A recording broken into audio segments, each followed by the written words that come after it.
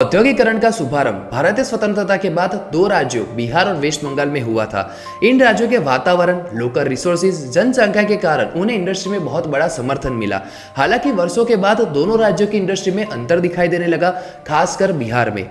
शुरुआती समय में मुख्य रूप से ये तीन इंडस्ट्री की वजह से बिहार को काफी ज्यादा फायदा हुआ, जिसमें पहला है खनिज उद्योग। भारतीय स्वतंत्रता के बाद बिहार में खनिज उद्योग का विकास हुआ।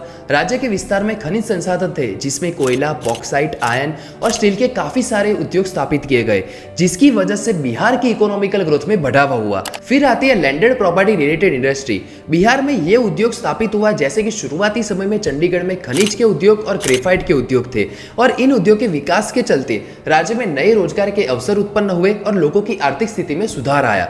और अंत में आता है एनवायरमेंट रिलेटेड इंडस्ट्री, जिसमें वन्यजीव उद्योग और पेपर केमिकल्स मुख्य है। वन्यजीव उद्योग में जंगल के संरक्षण में प्राणियों, लकड़ी आदि के विकास के लिए प्रयत्न किए जाते हैं, जिससे कि एनवायरमेंट को नुकसान ना हो और एनवायरमेंट शुद्ध रहे।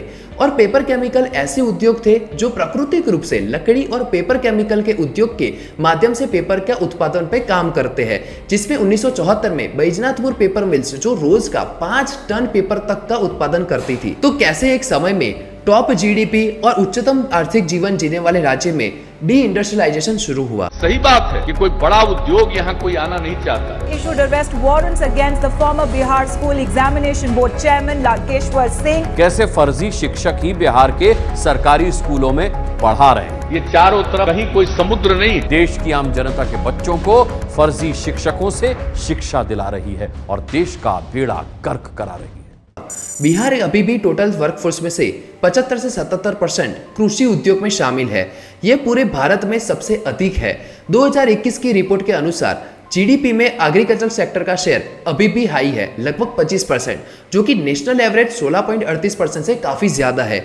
और इंडस्ट्री सेक्टर का स्टेट जीडीपी 20% है, जो कि नेशनल एवरेज 19.5% से काफी कम है। तो आइए जानते हैं कि इंडस्ट्रियल बैकवर्डनेस के क्या कारण है। पहला है बिहार में से झारखंड का अलग होना। 15 नवंबर 2000 बिहार में से झारखंड अलग हुआ, जिससे कि बिहार में जितने भी मिनरल सॉइल थे वो सारे झारखंड में चले गए। फिर आता है lack of mineral resources. Bihar में ना तो कोई बड़े खनिज संसाधन है, कोयला, लौह, बॉक्साइट, और ना ही कोई बंदरगाह है, जिससे कि अब्रॉड से खनिज संसाधन की आयात भी नहीं हो सकती। फिर वीक इंफ्रास्ट्रक्चर सिस्टम। बिहार में बिजली, हाईवे, लार्ज अर्बन सेंटर आदि की कमी है, जिसके रिजल्ट के तौर पर अन्य इंडस्ट्री जैसी IT, agro-based industry, food loss industry जैसी बड़ी इंडस्ट्री राज्य के प्रति आकर्षित नहीं हो पाती और ना ही अपना बिजनेस डालना चाहती है। Rice mills and sugar mills. Sugar mills के उद्योग में पहले समग्र भारत में से 40% चीनी का उत्पादन बिहार में होता था, जो अभी मात्र 4% रह गया है। बिहार में 2011 से 2014 के बीच में 1500 करोड़ का स्कैम हुआ था, जिसे राइस मिल स्कैम से भी जाना जाता है, जिससे कि 3000 राइस मिल में से अभी सिर्फ 1000 ही राइस मिल मौजूद रही है। Fred equalisation policy.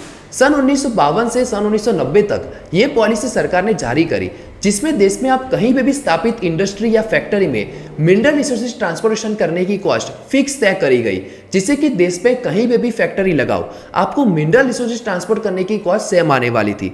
For example, अगर आप बिहार से मिनरल रिसोर्सेज आप बिहार की फैक्ट्री में ट्रांसपोर्ट कर रहे हो या गुजरात की फैक्ट्री में ट्रांसपोर्ट कर रहे हो, आपको कॉस्ट सेम आने वाली थी, क्योंकि सरकार उसमें सब्सिडी दे रही थी। इसीलिए बिजनेसमैन अपनी फैक्ट्री पोर्ट्स के पास या फिर अपने स्टेट में अपनी अनुकूलता के हिसाब से स्थापित करने लगे। फिर लैक ऑफ लिटरेसी। बिहार में साक्षरता का दर 61.80 है, जो देश में सबसे कम है, और बिहार में एजुकेशन क्वालिटी सबसे खराब है।